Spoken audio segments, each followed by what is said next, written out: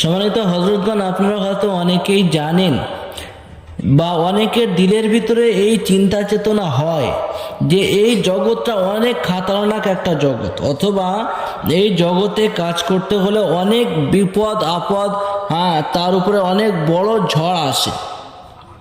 এবং এই জমানার কিছু মুদাব্বির যাদের কাছে আপনি শেখার জন্য যাবেন, তো আপনাকে এই ধরনের ভয় দেখিয়ে দিবে যাতে আপনি এই জগতে ঢোকার নাম ভুলেও না নেন।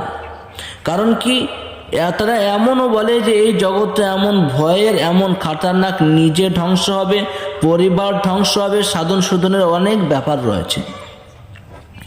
তো সে এই ভয়গুলো এই জন্য দেখায় যে এই জগতে সে একাই রাজত্ব করুক, অন্য কেউ রাজত্ব যাতে না করে। তো সম্মানিত হযরতগণ, আসলে শুধু এই জগৎটা তাদের কথা অনুযায়ী অতটা ভয়ের জগৎ নয়। কারণ কি, সতর্কতা অবলম্বন করা আমরা এখান থেকে জানব, এবং অসতর্কতা বশত আমরা চললে অবশ্যই বিপদে পড়ব। কারণ কি, শুধু এই জগতে নয়, প্রত্যেক জগতেই কিন্তু আপনার সতর্কতা অবলম্বন করা দরকার। আপনি একজন সুস্থ মানুষ, যদি মনে করুন আপনি রাস্তার উপর দিয়ে হাঁটছেন, তো অসতর্কতার সাথে যদি আপনি হাঁটেন তো আপনার পায়ে হোঁচট লাগতে পারে না। এই বলে কি আপনি হাঁটা বন্ধ করে দিয়েছেন? আপনি বাইক চালাচ্ছেন, অসতর্কতার সাথে যদি বাইক চালান তাহলে আপনার কি অ্যাক্সিডেন্ট হতে পারে না? তো এই বলে কি আমরা বাইক চালানো বন্ধ করেছি? তো একজন মুদাব্বির এই জগতে কাজ করতে হলে তো তার শুরু থেকে নিয়ে শেষ পর্যন্ত গাইডলাইন বলে দেওয়া হয়। তো সেই গাইডলাইনের উপরে সে থাকবে, তার কোনো নেই, ভয়ের কিছু না, বুক ফুলিয়ে কাজ করবে আলহামদুলিল্লাহ, এত ভয়ের কিছু নয় হযরতগণ।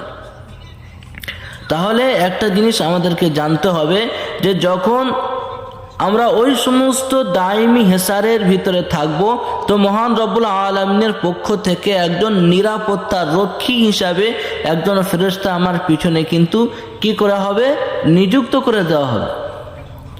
এবং আমাদের আকাবির হযরতগণ আমাদের নিরাপত্তার জন্য, পরিবারের সেফটির জন্য যে সমস্ত আমলগুলো বলে দিয়েছেন, আলহামদুলিল্লাহ সেগুলো যাকাত আমরা তো আদায় করে ফেলেছি কম বেশি। তো আমাদের এই জগতে আমার উস্তাদের কথা হলো যে আপনি বুক ফুলিয়ে, বুক টান টান করে কাজ করবেন। সেজন্য দেখেন না যে আমরা এমন রুগীর কাজ করি, আলহামদুলিল্লাহ আপনারা তো ইউটিউবে দেখেছেন বা আপনারা অনেকেই লাইভে থেকেও কাজ দেখেছেন যে 10 বছর, 15 বছর, এমনকি 24 বছর পুরাতন জিনের রুগী, যেগুলো আমাদের ভারতের মধ্যে সমস্ত মুদাব্বির, পশ্চিম বাংলার সমস্ত মুদাব্বির ফেল বলে দিয়েছে শরীর থেকে জিন্নাতকে আলাদা করা যাবে না। তো আলহামদুলিল্লাহ আপনাদের দোয়ার বরকতে, আমার ওস্তাদের দোয়ার বরকতে ওই সমস্ত রোগীর ট্রিটমেন্ট হয়েছে না হয়নি? আলহামদুলিল্লাহ সুন্দরভাবেই ট্রিটমেন্ট হয়েছে। তাহলে আমরা কি ভয়ে ওই সমস্ত রোগীর ট্রিটমেন্ট করা ছেড়ে দিব যে আমার পরিবারের খাতরা পড়ে যাবে, আমি খাতরার মধ্যে পড়ে যাব? তো সময় তো হযরতগণ, ভয়ের কিছু নেই। আপনি সতর্কতা অবলম্বন করে এই জগতে চলবেন, তো আপনি নিজের সেফটি থাকবেন, আপনার পরিবারও সেফটি থাকবেন। আশা করি ব্যাপারটা বুঝতে পেরেছেন। আগামীতে এটা ভয়ের, বুকের মধ্যে ভয় রাখার কোনো প্রশ্নই ওঠে না।